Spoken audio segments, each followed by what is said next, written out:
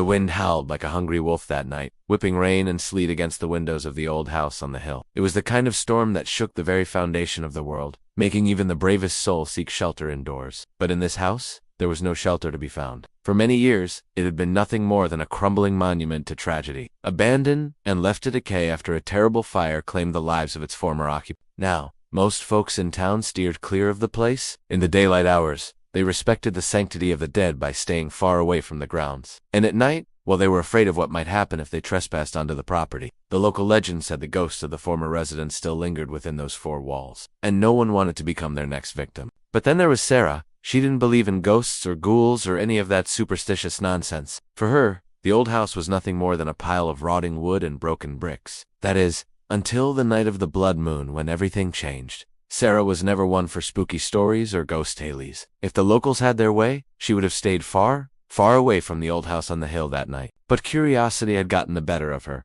and now she stood at the foot of the porch steps with a flashlight in hand, staring up at the house. It seemed to loom over her, its windows like empty sockets, staring back. Taking a deep breath, Sarah began to climb the stairs, each step creaking ominously beneath her weight. As she made her way to the front door, the wind picked up, swirling around her, biting at her skin and whipping her hair across her face. Rain lashed down, blurring her vision, and thunder roared overhead, shaking the very ground beneath her feet. But Sarah pressed on, her determination to explore the old house unwavering. When she reached the porch, she hesitated for a moment, her hand hovering over the rusty doorknob. She could turn back now, she knew, and no one would ever know that she had been there. But something inside her, some primal urge, compelled her to open that door and step inside. With a deep breath, she turned the knob, pushed open the door, and stepped inside. Instantly, the wind died down, leaving an eerie silence in its wake. The air was heavy with the scent of damp wood and dust, and a chill ran down Sarah's spine, but she shook off the feeling, dismissing it as the product of overactive imagination. As her eyes adjusted to the gloom, she began to explore,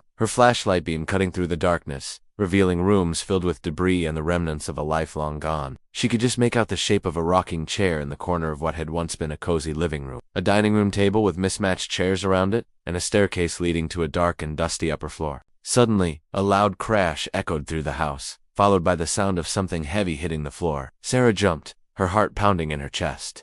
What had made the noise? Had she been followed? Her pulse quickened as she realized she wasn't alone. She turned to flee, but in her panic, she tripped over a loose floorboard and fell, scraping her palm on the rough wooden floor. As she looked down at the wound, a strange calmness came over her. This house may be haunted, she thought, but I'm not afraid. Not anymore. With newfound determination, she continued her exploration, venturing deeper into the house, her flashlight beam dancing over the walls, revealing faded wallpaper and the outlines of paintings that had hung there long ago. She could almost hear the laughter and chatter of a family long dead, their voices echoing through the empty rooms. Then she came across a bedroom, its four walls covered with what appeared to be children's drawings. There were pictures of stick figures and angels, as well as what looked like a crude map of the house itself. But it was a name scrawled on the far wall that really caught Sarah's attention. It was written in pencil, and was barely visible beneath layers of peeling paint. But as Sarah stared at it, she could make out the letters forming the word Emma.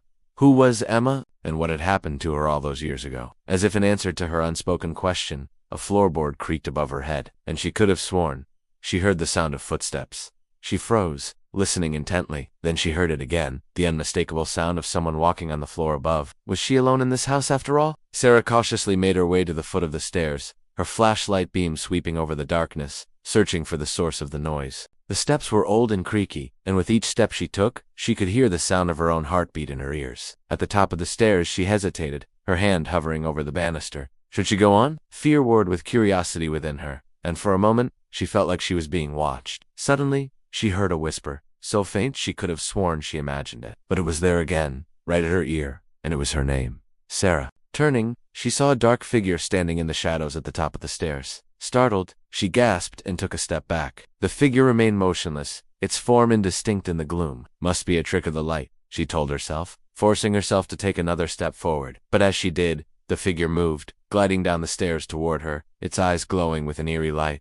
Sarah's heart pounded in her chest. She wanted to scream, but no sound came out. Her eyes were fixed on the figure as it descended the stairs, and she couldn't tear her gaze away, even as fear threatened to overwhelm her. It was then that she saw the door at the end of the hall. Hope surged through her, and she made a mad dash for it, fumbling with the doorknob. But it was too late. The figure was upon her now, its icy cold fingers tightening around her shoulder, and she could feel its breath on her neck. cold and clammy as a grave. Terror gripped her, and she struggled to free herself from its grasp, but it was no use. Its grippers like iron, and she couldn't escape its icy hold. As the figure leaned closer, its glowing eyes boring into hers, Sarah could feel her own eyes starting to glow as well, and she knew in that moment that whatever this being was, it was changing her, twisting her humanity into something dark and unholy. With a final burst of strength, it threw her to the ground, and she could feel the life draining out of her. Her vision fading to black as the last vestige of human warmth ebbed from her limbs, and when the first rays of sunlight pierced through the gaps in the boarded-up windows, they revealed the empty hall, undisturbed except for a single overturned chair and a faint outline of a rocking one. No one knew what had become of Sarah that night, nor did anyone want to find out. All they knew was that the old house on the hill was truly haunted, and that those who trespassed on its grounds did so at their own peril. For the legend of the house grew that night, and the story of the girl who dared to enter became a cautionary tale whispered around campfires, a reminder to stay away from the darkness that lurked in the shadows.